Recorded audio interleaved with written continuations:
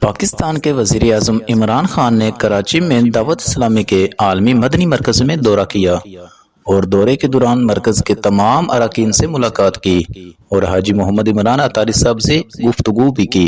اللہ کرم ایسا کرے تجھ پہ جہاں میں، اے دعوت اسلام تیری دھوم مچی ہو۔ اچھا، اسلام آباد میں کیونکہ رہائش بھی قریب ہے تو G11 میں ہمارا مرکز ہے، جی تو ضرور کبھی وقت نکالیں، وہاں پر جمعرات کو اجتماع بھی ہوتے ہیں۔ جتنی سانس سے اتنی نیکیاں کما لیں، ماشاءاللہ، بعد میں مرنے کے بعد نیکی کمانے کا موقع نہیں ملتا۔ ویسے آج کل تو سب سے زیادہ ضروری ہے کہ یہ تبلیغ کی جائے، سچائی کی، سنت کی۔ خان صاحب، اس کا ہم بھی برسوں سے دعوت اسلامی کے ساتھ چل رہے ہیں۔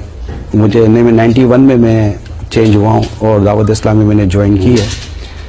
ہم نے جو آج اتنا بڑا جو نظام اور لاکھوں اسلامی بھائی، کیونکہ کوئی کرپٹ میں تھا، کوئی جیل میں تھا، کوئی کیا تھا، کوئی کیا تھا، کوئی رشوتیں لیتا تھا، کوئی طرح طرح کی بدعنوانیوں میں، بد کرداری میں وہ لوگ مبتلا تھے۔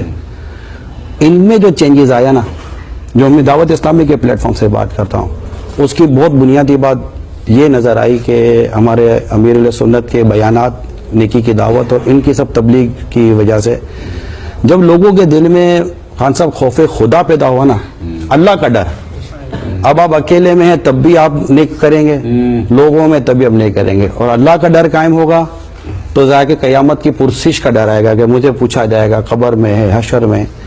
میں نے ایک کتاب آپ کے لیے میں نے رکھی تھی، میں نے کہا انشاءاللہ آپ کو امین، اچھا میں نے زمزم کا پانی بھی تیار رکھا تھا، میں نے کہا خان صاحب کو زمزم پلائیں گے، امین خان صاحب کو زمزم بھی پلائیں گے، ساتھیوں کو بھی زمزم پلائیں، ماشاءاللہ۔ جی خان صاحب، یہ کتاب ہے تو میں نے نیت کی تھی کہ میں انشاءاللہ آپ کو تحفے میں دوں گا۔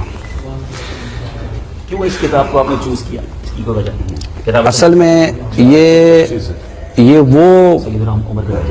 یہ ان کو خلفۂ راشدین، خلافت راشدہ میں بھی ان کا نام لیا جاتا ہے۔ ان کی بہت بڑی بات ایک یہ بھی سامنے آئی ہے کہ 30 مہینے میں 2.5 سال میں یہ انقلاب لے کر آئے تھے۔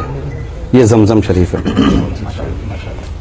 یہ انقلاب لے کر آئے تھے، اور میں نے ان کے جب اسباب پڑھے انقلاب کے اور چیزیں پڑھی تو اس میں چند چیزیں جو سامنے آئیں وہ یہ بھی تھی کہ انہوں نے آتے ہی اپنے لیے جو انہوں نے جس طرح کے لوگ جمع کیے اور جس طرح کے انہوں نے رولز بیان کیے، جس طرح کے انہوں نے قوانین بیان کیے، تو الحمدللہ اس سے کافی میں نے دیکھا کہ فرق پڑا ہے اللہ تعالیٰ کے رحمت سے۔ تو میں نیت کی تھی کہ انشاءاللہ کوئی کتاب تحفے میں دوں گا، تو میں نے یہی کی کہ اس کو اگر آپ اپنے اس میں لے لیں گے نا، مطالعے میں بھی، اور پھر اس کو بیان بھی کریں کہ دیکھیں فلاں جگہ پر عمر بن عبدالعزیز رضی اللہ تعالیٰ نے یہ کیا، یہ کیا، یہ کیا، اپنے حکمرانوں کو یہ سمجھایا، اپنے ماتحتوں کو یہ سمجھایا۔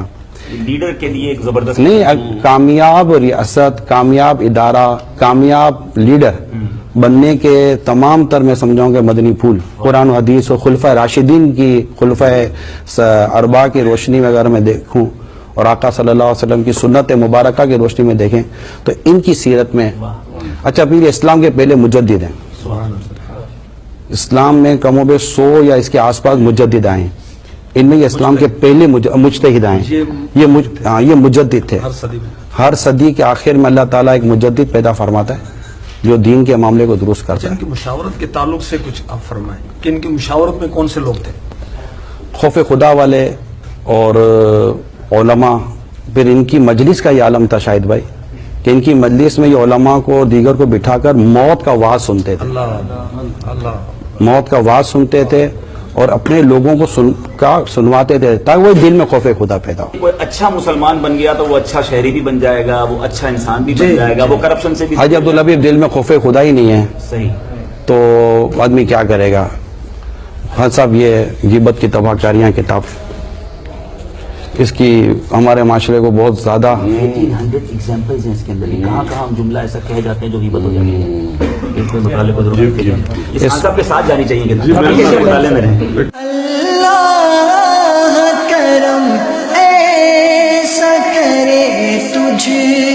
پہ جہاں میں اے دعوت اسلام تیری دھوم مچی ہو.